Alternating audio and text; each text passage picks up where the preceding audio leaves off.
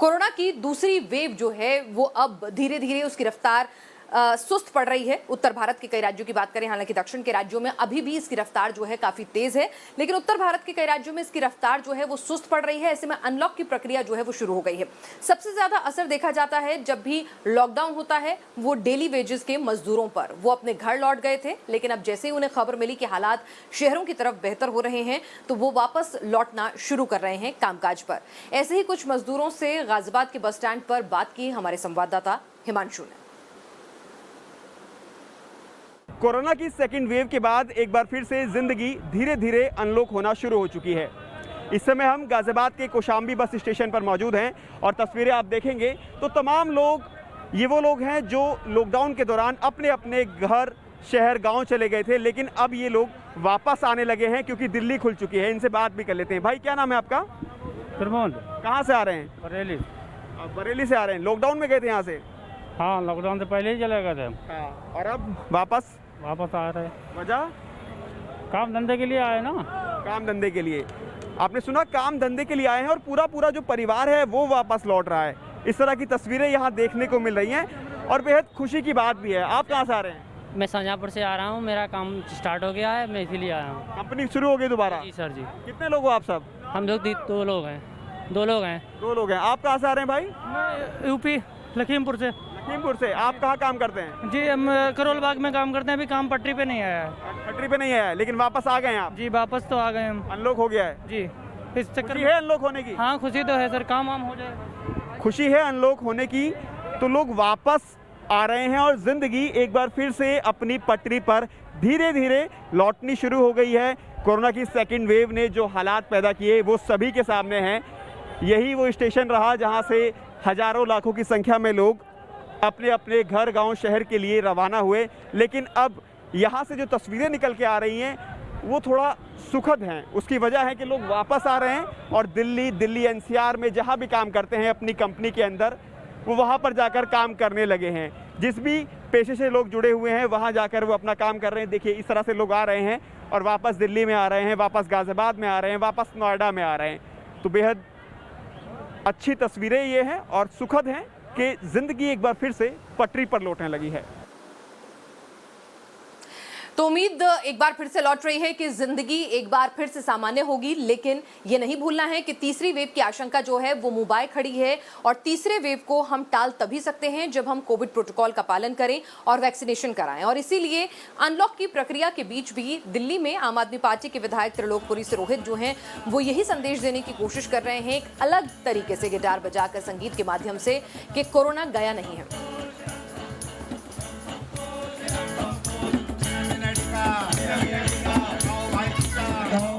माननीय मुख्यमंत्री केजरीवाल जी ने तमाम विधायकों से बोला है कि आप गली गली जाकर लोगों को प्रेरित कीजिए, ज़्यादा से ज़्यादा लोग अपना वैक्सीनेशन कराएं। तो मैंने, क्योंकि मैं कलाकार हूं, तो एक कला के माध्यम से मैंने लोगों को प्रेरित करने का ये बीड़ा उठाया है और ये बहुत असर भी कर रहा है। क्योंकि जब भी हम कोई बात भाषण के जरिए बोलते हैं, वैसे बोलते हैं, लोग सोचते हैं कि नेताजी कुछ बात कहना है, कहीं ना कहीं राजनीति से प्रेरित बात होगी। लेकिन जब हम संगीत के जरिए बात कहते हैं तो लोगों के दिलों तक पहुँचती है। तो आज वही असर देखने को मिल रहा है। और आइए अब आपको दिखाते हैं कि किस तरह से वैक्सीनेशन को बढ़ाने के लिए, उसको और ज्यादा एग्रेसिवली लोगों तक पहुंचाने के लिए खासतौर से ग्रामीणों के बीच में हर संभव कोशिश की जा रही है। जागरूकता अभियान चलाए जा रहे हैं तो कुछ सख्ती भी की जा रही है। कन्नौज में एक ऐसा मामला सामने आया जब वैक्सीनेशन के लिए गांव वाले नहीं आगे आए तो गांव की बिजली जो है वो गुल कर दी गई कि ताकि गांव वाले शायद डर से या दबाव में जो है वो वैक्सीनेशन करवाएं। मामले ने तूल पकड़ा तो बिजली रिस्टोर कर दी गई है। लेकिन किस तरह की दिक्कतें आ रही हैं गाँव में और कन्नौज में क्या था पूरा मामला वैक्सीनेशन न करवाने पर बिजली गुल करने का, देखिए इस रिपोर्ट में।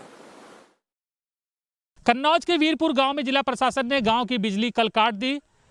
गांव के लोगों का कहना है कि जिला प्रशासन ने लाइट इसलिए काटी क्योंकि गांव में लोग वैक्सीन लगवाने को तैयार नहीं हो रहे थे। गांव के लोग ये भी कह रहे हैं कि जिला प्रशासन ने ये भी धमकी दी कि न सिर्फ लाइट काटी गई बल्कि अगर वैक्सीन गांव के लोग नहीं लगवाते हैं तो उन्हें किसी सरकारी जो सहायता चल रही है, सरकारी स्कीम चल रही है, उसका भी लाभ नहीं मिलेगा। यानी कि सरकारी कोटे की दुकान से राशन नहीं मिलेगा, सरकारी मकान नहीं मिलेगा और तमाम जो सरकार की योजना है उसका लाभ नहीं मिलेगा अगर वो वैक्सीन नहीं लगवाएंगे। गांव के कुछ बुजुर्ग हैं। क्या नाम है आपका? क्या दिक्कत आई थी आपको वैक्सीन लगवाने के बाद? बुखार 15 दिन आलस, फिर तो 15 दिन तक कहाँ बुखार? मुश्किल से एक दिन का बुखार आता है अगर किसी को आता है। दे नहीं ठीक, भारी दे रही और फिर डर के मारे दूसरों लगवाओ नहीं। आपने भी वैक्सीन लगवाई? हाँ सर, पहले लगवा ली। दूसरी डोज किस तारीख को लगनी थी? 24 को। 24 मई को लगनी थी, तो नहीं लगवाई आपने? अभी तक 22 दिन ठीक हो रहे हैं। कभी बुखार हमारे 5 कदम जाते थे गिर जाते थे और घुटना भी फूट गया। इसके बाद बुखार अभी तक नहीं हुई। बाद में छाले और शुरू हुई है तो उन्होंने ये बोला कि वैक्सीन का ही असर है। डॉक्टर के पास गया था। मास्क तो लगाना चाहिए। आप लोग कोई मास्क नहीं लगाए हैं, कहने के बाद भी नहीं लगाए हैं। है तो सबके पास है तो, लेकिन लगाता तो कोई नहीं ना साहब। अब गाँव में मतलब ऐसी कोई बीमारी नहीं दिखाई दी थी। वैक्सीन लगाने के बाद दिक्कत आई थी? क्या दिक्कत आई थी? वैक्सीन लगाने के बाद तुरंत क्या दिक्कत आई थी? बुखार आने लगा साहब। तो आप भी नहीं लगवाओगे अब? हम 15,000 रुपये ही कर्जा ले गए क्या थे। दिक्कत? वैक्सीन में क्या डाउट लग रहा है? वैक्सीन में वैक्सीन खराब है। किसने बताया ये? लाइट काट दें, कोई सरकारी सुविधा ना दें तो भी कोई दिक्कत नहीं है? वैक्सीन नहीं लगवाओगे किसी कीमत पे? साहब वैक्सीन तो नहीं लगवाए, जो कोई भी सुविधा न दी जाए, जो बिजली खम्भों उखाड़ लेंगे। लाइट तो बात छोड़ो साहब, खम्भा तक उखाड़ लेंगे। प्रशासन के लोगों ने क्या कहा था अधिकारियों ने कि वैक्सीन नहीं लगवाओगे तो क्या क्या नहीं मिलेगा? लाइट नहीं देंगे, मकान नहीं देंगे, राशन नहीं देंगे, सरकारी जो सुविधा है वो नहीं मिलेगी आपको। लाइट तो अब जुड़ गई है। तो जुड़ गई है तो चलने दो। तो कहाँ फिर अगर ऐसा कहा होता तो लाइट जोड़ती क्यों? तो फिर रात भर चली नहीं, वो वहाँ जंपर खुले थे। अभी मैं पावर हाउस गया, तब बात हुई, तब जय साहब ने ये कहा कि एसडीओ साहब ने ये बोला है कि लाइन काट दी है। एसडीओ साहब का आदेश है, हम लाइन नहीं जोड़ सकते हैं। यानी कि सरकारी सुविधा ना मिले तो भी वैक्सीन नहीं लगवाओगे? बिल्कुल नहीं लगवाएंगे। कसम खा ली है? बिल्कुल। क्यों? क्योंकि हम मरना चाहते हैं हम। क्या वैक्सीन लगवा के मर जाए? बिल्कुल। अच्छा भैया, अब वैक्सीन की बात आएगी, जैसे हम लोग ऐसे इतने भ्रमित हो चुके हैं, जितने भी जो भी हमारी जनता है जो सेटिस्फाइड नहीं है इस वैक्सीन से, तो हम लोग नहीं लगवा सकते वैक्सीन। तो आप देख रहे हैं कि किस तरह से लोग वैक्सीन को लेकर भ्रम पाले गए हैं और अलग अलग तरह की कोशिशें की जा रही हैं, समझा बुझाकर, जागरूक कर या थोड़ी सी सख्ती भी करी जा रही है, प्रलोभन भी दिए जा रहे हैं। लेकिन इस सबके बीच में कोरोना काल से अलग अलग तरह की तस्वीरें सामने आती हैं। गोरखपुर से एक ऐसी तस्वीर सामने आई है जो फौज के एक जवान ने मिसाल पेश की है। दरअसल कोरोना का वक्त ऐसा था जब अपने अपनों से मुंह मोड़ रहे थे। ये संक्रमित बीमारी के कारण लोग जो हैं अपनों को दाह संस्कार भी मयस्सर नहीं करा रहे थे। तो किस तरह के हालात बने और ऐसे में कैसे सेना का एक पूर्व जवान जो है वो लोगों की मदद के लिए सामने आया और कैसे उसने इंसानियत की मिसाल पेश की कोरोना काल में, देखिए इस रिपोर्ट में। कोरोना का संक्रमण सिर्फ इंसानों तक ही नहीं बल्कि रिश्तों तक भी जा पहुंचा है। जिनके घरों में लोग इस बीमारी की वजह से मरे हैं, तमाम ऐसे लोग जब अपने परिजनों के शव को किसी तरह से एम्बुलेंस में रखकर शमशान घाट लाते थे तो वहां पर छूते नहीं थे, उनका अंतिम संस्कार करने के लिए शवों को उठाते नहीं थे। और कई ऐसे परिवार भी सामने आए जिन्होंने शव को शमशान घाट भी लाना मुनासिब नहीं समझा, अस्पतालों में ही छोड़कर भाग गए। उस दौर में गोरखपुर में कुछ ऐसे भी लोग थे जिन्होंने अपने परिवार के लोगों की तरह उन तमाम मृतकों का अंतिम संस्कार किया जिनके उनके अपने लोगों ने उन्हें छोड़ दिया था। और लगातार जो काम है गोरखपुर के राजघाट पर वो जारी है। गोरखपुर में नगर निगम की टीम के द्वारा, नगर निगम के जो कर्नल हैं सीपी सिंह की टीम के द्वारा जो एक्स मिलिट्री मैंस है वो यहाँ पे लगाए गए हैं और उनके साथ लगभग 1 दर्जन से अधिक लोग इस समय इस घाट पर काम कर रहे हैं।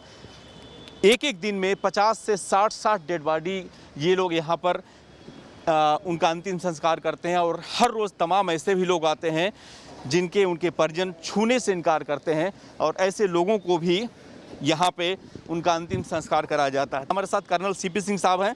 सर बताइए, जब एक दौर हमने अभी 10 दिन पहले 15 दिन पहले ये भी देखा था कि लोगों ने अपने परिजनों का अंतिम संस्कार करने से मना कर दिया, आप लोगों को डर नहीं लगा? आप लोगों का तो यहाँ पे कोई काम भी नहीं होता है, किस तरह से उन शवों को आप लोगों ने अंतिम संस्कार किया? अंतिम संस्कार बहुत बढ़िया होना चाहिए। जब हम जन्म का संस्कार अच्छा करते हैं तो हमारा अंतिम संस्कार भी बहुत अच्छा होना चाहिए।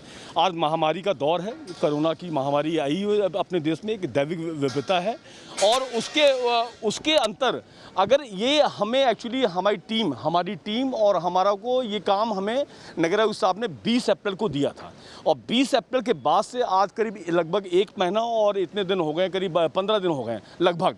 हमारी टीम और हमारे जितने भी नगर निगम के हमारे कर्मचारी हैं, उसमें स्वास्थ्य विभाग के हमारे जो डेली विजिट से कर्मचारी हैं जो कि हमारे साथ इन शवों को बड़े प्यार से उठाते हैं। जब भी एम्बुलेंस से आती है तो उसमें बड़े प्यार से इनको उठा के और फिर उनकी अंतिम क्रिया करते हैं। देखिए संस्कार का क्या है, संस्कार में ये जो अंतिम संस्कार है उसके अंदर ये शमशान है।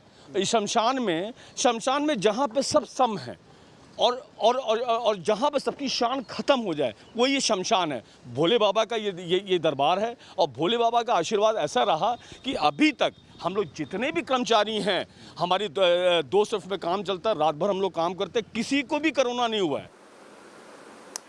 तो आप देख रहे हैं कि किस तरह से इंसानियत की मिसालें भी पेश की जा रही हैं। जब अपने अपनों से मुंह मोड़ रहे हैं तो कोरोना में कहीं ना कहीं अगर हम सरवाइव कर पाए हैं तो वो जो हमारी फाइटिंग स्पिरिट और एक दूसरे की मदद की जो भावना है उसने बहुत बड़ा रोल जो है प्ले किया जब सिस्टम कोलैप्स कर रहा था। लेकिन इस सब के बीच में वैक्सीनेशन होना चाहिए अगर तीसरी वेव को रोकना है।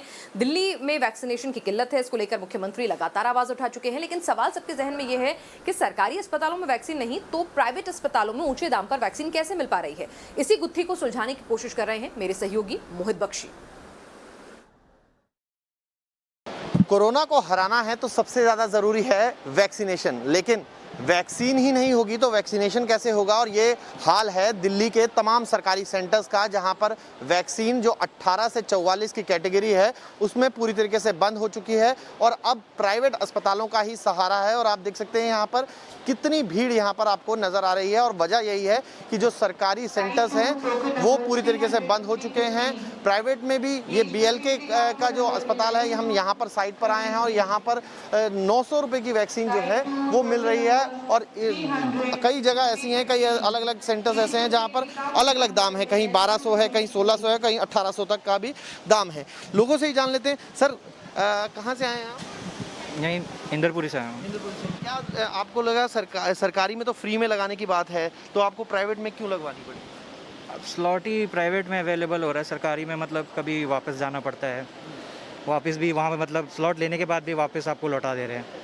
तो हाँ, मेरी मदर के साथ ही हुआ है तो इसीलिए मैंने आज उनको मिल गया, हालांकि गवर्नमेंट में, पर हम लोग को तो प्राइवेट में ही मिल रहा है।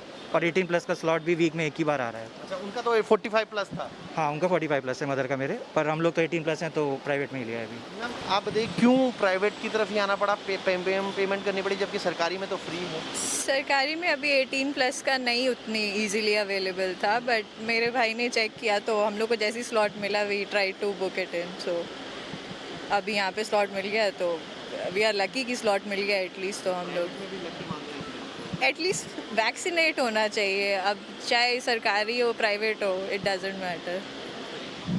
मैम आप बताइए, सरकारी में तो फ्री में लगा रहे हैं, यहाँ पेमेंट करना पड़ रहा है, तो फिर भी आपको यहाँ का रुख क्यों करना पड़ा? सर फ्री में तो आप बोल सकते हैं, लेकिन फ्री के लिए आपके पास स्लॉट तो आना चाहिए ना, which is we are not getting the slot right now. तो that's the main reason we are here कि प्राइवेट में मिल रहा है और वो भी बहुत टाइम बाद मिला है। आपका या मैम हमने बहुत ट्राई करा था मई से लेकर, this is my second time कि मेरे को बहुत मुश्किल से स्लॉट मिला है, लेकिन मिल गया है प्राइवेट की वजह से। अदरवाइज सरकार में तो कुछ प्रॉब्लम ही है, वहाँ पे नहीं मिल रहा। Thank you sir.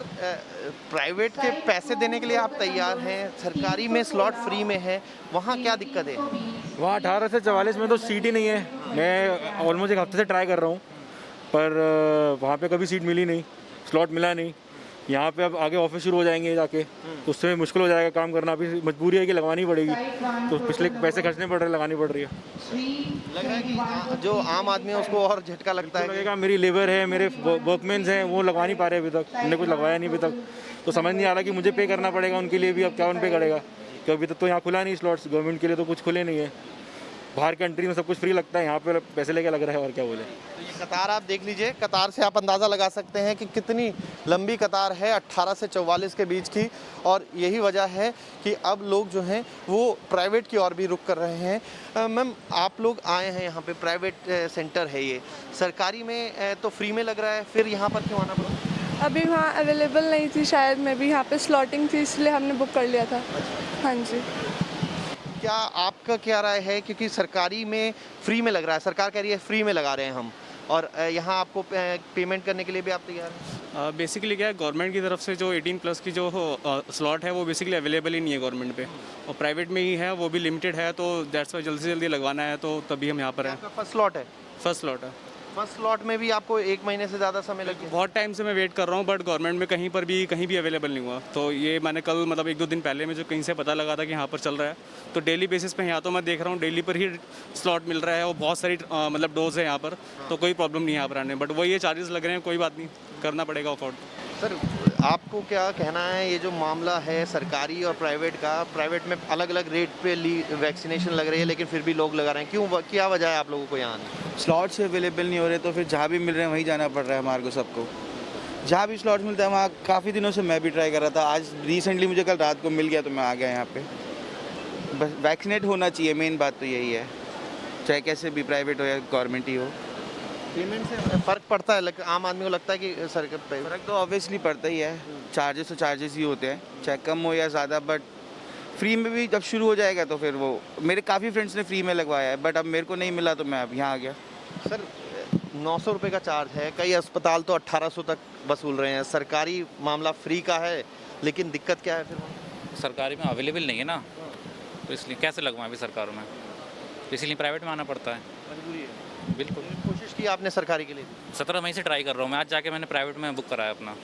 10 जून के बाद कहा जा रहा है कि वैक्सीन आएगी, लेकिन स्थायी तौर पर किसी को कोई जानकारी नहीं है कि आखिर जो फर्स्ट डोज लगवा चुके हैं उनका क्या होगा, क्योंकि दूसरे डोज के लिए भी लोग परेशान हैं, उनका समय भी हो चुका है, और जो फर्स्ट डोज के लिए कोशिश कर रहे युवा हैं उनको तो अपनी जेब ढीली अभी कुछ दिन करनी ही होगी।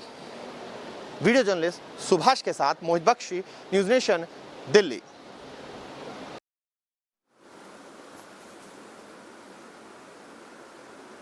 और आइए आपको दिखाते हैं कि दिल्ली में किस तरह से प्राइवेट अस्पतालों में वैक्सीन कम से कम पैसे देकर उपलब्ध तो है, लेकिन मुंबई अगर जाएंगे तो वहां पर प्राइवेट अस्पतालों में भी वैक्सीनेशन का क्रंच जो है वो उत्पन्न हो गया है।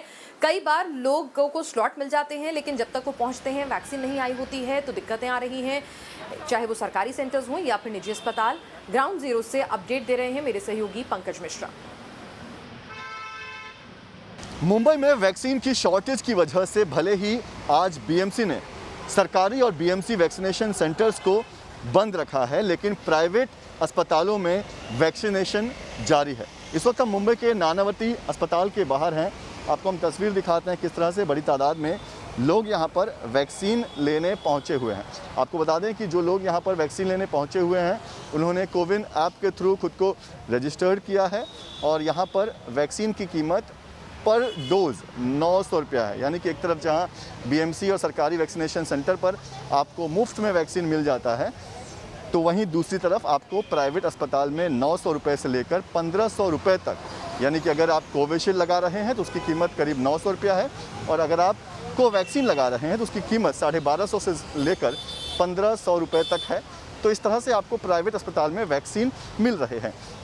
बड़ी बात यह है और सबसे बड़ा सवाल ये है कि आखिर बीएमसी के पास वैक्सीन्स जब नहीं हैं तो फिर प्राइवेट अस्पतालों के पास वैक्सीन्स कैसे उपलब्ध हो जाते हैं। अब देख सकते हैं, क्योंकि लोग जानते हैं कि कोरोना के साथ चल रही इस लड़ाई में वैक्सीनेशन कितना ज़रूरी है, लिहाजा लोग पैसे देकर भी यहाँ वैक्सीन लेने पहुँच रहे हैं। कुछ लोग हैं, उनसे बात करते हैं और जानते हैं कि कैसे वो खुद को रजिस्टर्ड कर रहे हैं। और आप वैक्सीन लेने आए हुए हैं? नहीं, ये मेरी फ्रेंड। कैसे आप रजिस्टर्ड करते हैं और यहाँ पर आपका नंबर आता है? जो कंपनी वाले हैं वो लोग अपना प्रेफरेंस दे रहे हैं कंपनी वालों को कि लोगों को वैक्सीन लेनी चाहिए, otherwise will not allowed to work there, that's why. ये कोविन ऐप के थ्रू आप लोग रजिस्टर्ड करते हैं? मेरे थ्रू नहीं, जो कंपनी है कोविन ऐप के थ्रू रजिस्टर्ड करते हैं। कोविन ऐप के थ्रू रजिस्टर, कोविन ऐप के थ्रू रजिस्टर करते हैं। तो देखिए, कोविन ऐप के थ्रू रजिस्टर किया गया है। कुछ लोग हैं, उनसे बात करते हैं। आपने रजिस्ट्रेशन किया हुआ है वैक्सीन का? हाँ। कैसे रजिस्टर किया? वही कोविन वेबसाइट से। और कितने का वैक्सीन मिल रहा है आपको? 900। अच्छा, ये बताइए कि प्राइवेट हॉस्पिटल्स, गवर्नमेंट हॉस्पिटल्स में और वहाँ के जो बीएमसी वैक्सीनेशन सेंटर्स हैं वहाँ तो फ्री में हैं, तो फिर आप लोग यहाँ पर 900 क्यों दे रहे हैं? गवर्नमेंट हॉस्पिटल में मिल ही नहीं रहा है तो क्या करें। उन लोग ने बोला था 1 मई से स्टार्ट होगा 18+ वाले लोगों का। 1 मई से ना एक स्लॉट मिला ना कुछ मिला, अभी कल मुश्किल से यहाँ का मिला। देखिए, लोगों की सबसे बड़ी शिकायत यही है कि जो गवर्नमेंट हॉस्पिटल्स हैं, जो गवर्नमेंट के जो वैक्सीनेशन सेंटर्स हैं, वहाँ पर वैक्सीन मिल ही नहीं रहा। इसी वजह से लोग मजबूर हैं कि वो प्राइवेट वैक्सीनेशन सेंटर पर, अस्पतालों में जाकर महंगे दाम में वैक्सीन ले रहे हैं। सर, आप बताइए कि गवर्नमेंट में नहीं लेकर आप लोग प्राइवेट जगह पर क्यों आ रहे हैं वैक्सीन लेने के लिए? क्योंकि गवर्नमेंट में मिल नहीं रहा है वैक्सीन के लिए स्लॉट मिल नहीं रहा है गवर्नमेंट हॉस्पिटल में, इसलिए यहाँ आ रहे हैं प्राइवेट में। आप लोगों ने पहले ट्राई किया हुआ है? हाँ, ट्राई किया था। तो आप लोगों ने मिल गया, जो मिल गया हमने वो ले लिया, यहाँ आ गए हम लोग। यानी वैक्सीन लेना ज़रूरी है, भले ही पैसे देकर मिले लेकिन समय पर वैक्सीन लेना ज़रूरी है। तो लोग ये जान रहे हैं कि एक बार आपसे जानना चाहेंगे हम कि किस तरह से आपने रजिस्टर्ड किया, और एक जो सवाल उठ रहा है कि गवर्नमेंट के जो वैक्सीनेशन सेंटर्स हैं वो कह रहे हैं कि उनके पास वैक्सीन नहीं है, प्राइवेट में वैक्सीन अवेलेबल हैं, तो आपको क्या लग रहा है कि क्या होना चाहिए? सो आई थिंक अभी तो I am waiting for my wife, so I had already got vaccinated, पहले मेरा हो गया था, तो हमें ऑप्शन दिख रहे थे, हम लोग वेट करते रहते हैं यहाँ पे जब भी स्लॉट्स मिलेंगे। तो even though it is paid, since vaccination लेना ज़रूरी है, तो हम लोगों ने एज सुन एज हमें स्लॉट मिला हम आ गए आज। तो आपको नहीं लगता कि अगर प्राइवेट में वैक्सीन अवेलेबल हैं तो गवर्नमेंट में भी होना चाहिए? हाँ, वो दैट इज़ ऑब्वियस कि वो तो होना चाहिए दोनों जगह पे, but as a consumer, as a normal public citizen, हमें जहाँ भी मिलेंगे that option will take, right. ज़रूरी है कि जहाँ भी मिले, भले ही पैसे देकर मिले, वैक्सीन लेना ज़रूरी है। यहाँ की हम आपसे जानना चाहेंगे कितने रुपए पर डोज वैक्सीन आप लोगों को यहाँ पर मिल रहा है और कैसे रजिस्टर्ड किया आप? एक्चुअली कोविन से रजिस्टर किया है, I am not exactly sure of the amount क्योंकि वाइफ ने किया था, but I think it ranges from somewhere around 250 to 900 I guess, depending कौन सा ले रहे हो आप, कोवैक्सीन हो या Covishield. So I think I am not sure about the amount, but CoWIN से रजिस्टर किया हम लोगों ने। तो कोविन ऐप के थ्रू रजिस्टर्ड किया जा रहा है। वैक्सीन की कीमत जो है वो करीब 900 रुपया है। आपको बता दें कि पर डोज कीमत अस्पतालों को ही वैक्सीन 600 रुपये मिल रहा है, लेकिन बड़ा सवाल ये है कि अगर प्राइवेट अस्पतालों के पास वैक्सीन्स हैं, जब प्राइवेट अस्पताल लोगों को वैक्सीन दे पा रहे हैं तो सरकारी अस्पतालों के पास स्टॉक क्यों नहीं है? और क्योंकि वैक्सीनेशन ज़रूरी है, तीसरे वेव का खतरा सामने है, लिहाजा भले ही पैसे ज़्यादा लगे, लोग वैक्सीन लेने के लिए प्राइवेट वैक्सीनेशन सेंटर्स पर पहुंच रहे हैं। वीडियो जर्नलिस्ट सिद्धेश वास्के के साथ पंकज मिश्रा, न्यूज़ नेशन, मुंबई। तो आपने देखा कि मुंबई के जो प्राइवेट अस्पताल हैं दिल्ली की तरह से, वहां पर वैक्सीनेशन उपलब्ध है, वैक्सीन वहां पर पहुंच रहा है उसका स्टॉक, लेकिन सरकारी अस्पतालों में क्या मुंबई में वैक्सीन मिल रही है? क्योंकि दिल्ली में तो खत्म है, तो सरकारी अस्पतालों की क्या स्थिति है, सरकारी सेंटर्स की क्या स्थिति है? पंकज इस पर भी रिपोर्ट दे रहे हैं। मुंबई में वैक्सीन की शॉर्टेज की वजह से आज गुरुवार के दिन भी मुंबई के सभी सरकारी और बीएमसी वैक्सीनेशन सेंटर को बंद रखा गया है। इस वक्त हम मुंबई के BKC jumbo Covid vaccination centre पर हैं। राज्य का ये सबसे बड़ा वैक्सीनेशन सेंटर है, लेकिन आज बंद है, लिहाजा आप देख सकते हैं पूरा इलाका जो है वो खाली पड़ा हुआ है। आपको बता दें कि इसी जंबो कोविड वैक्सीनेशन सेंटर पर एक समय था जब करीब 8 से 10 हज़ार लोगों को हर रोज़ वैक्सीन दिया जाता था, लेकिन अब करीब 1.5 महीने हो चुके हैं, वैक्सीन का शॉर्टेज लगातार बना हुआ है।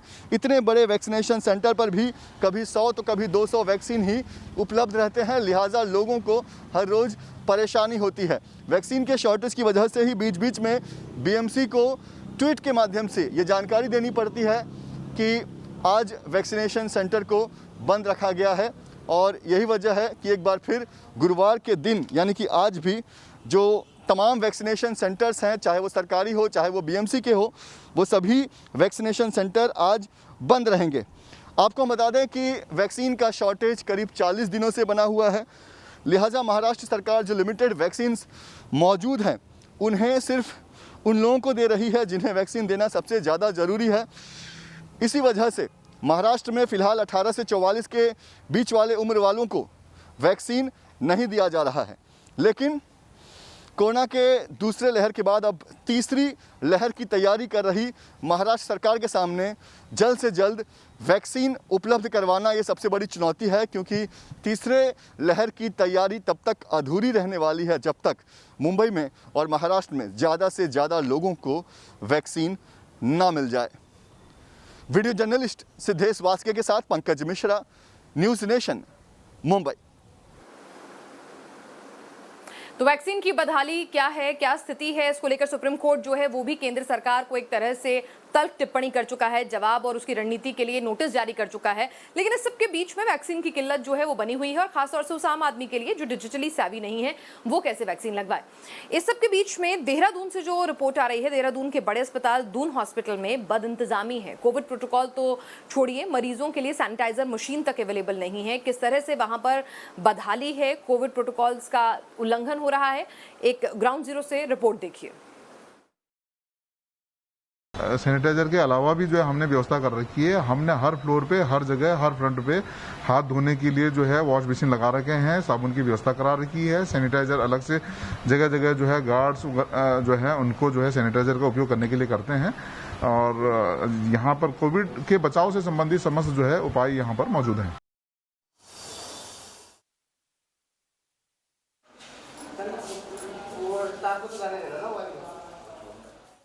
और आइए अब आपको दिखाते हैं कि किस तरह से नोएडा में जो है नोएडा में किस तरह से लॉकडाउन के दौरान भी लोगों ने जमकर छलकाए जाम। 1.25 अरब की शराब जो है लोगों ने खरीदी है। आपको बता दें सिर्फ मई के महीने की बात करें तो 94 करोड़ की शराब जो है उसकी बिक्री हुई है। ये आंकड़े जारी किए हैं आबकारी विभाग ने।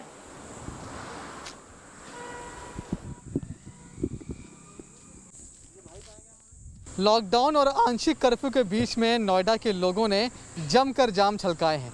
जी हाँ, दरअसल जो फिलहाल आंकड़े सामने आए हैं वो बताते हैं कि मई में ही नोएडा के लोगों ने 125 अरब से ज़्यादा की जो शराब है वो पी डाली है। नोएडा में मई में ही 125 करोड़ से ज़्यादा की शराब बिक गई और इससे प्रशासन को लगभग 94 करोड़ रुपए के राजस्व का फ़ायदा हुआ है। बताया यह जा रहा है कि 11 मई को ठेकों को खोलने का आदेश हुआ था, ढील दी गई थी और 11 मई से लेकर 31 मई तक नोएडा में जो शराब बिकी है उसका जो आंकड़ा है वो लगभग 125 करोड़ से ज़्यादा का है और इससे प्रशासन को राजस्व के रूप में 94 करोड़ रुपए प्राप्त हुए हैं।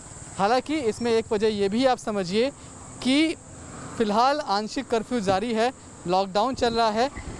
जो दुकानें खुलने का यानी कि जो ठेके खुलने का वक्त है वो सुबह के 10 बजे से लेकर शाम के 5 बजे तक है। अमूमन ये जो टाइमिंग होती है सुबह के 10 बजे से लेकर शाम के 10 बजे तक होती है और यहाँ पर इतनी पाबंदियों के बावजूद इतनी बड़ी मात्रा में शराब बिक्री। तो आपने देखी ग्राउंड जीरो से कोरोना से जुड़ी हुई हर अपडेट हमने आपके सामने रखी, चाहे वो वैक्सीनेशन की शॉर्टेज को लेकर हो या फिर कोरोना के इंतजामात को लेकर या फिर कोरोना के बीच में इंसानियत की तस्वीर पेश करती खबरें हो। आज के लिए बस इतना ही।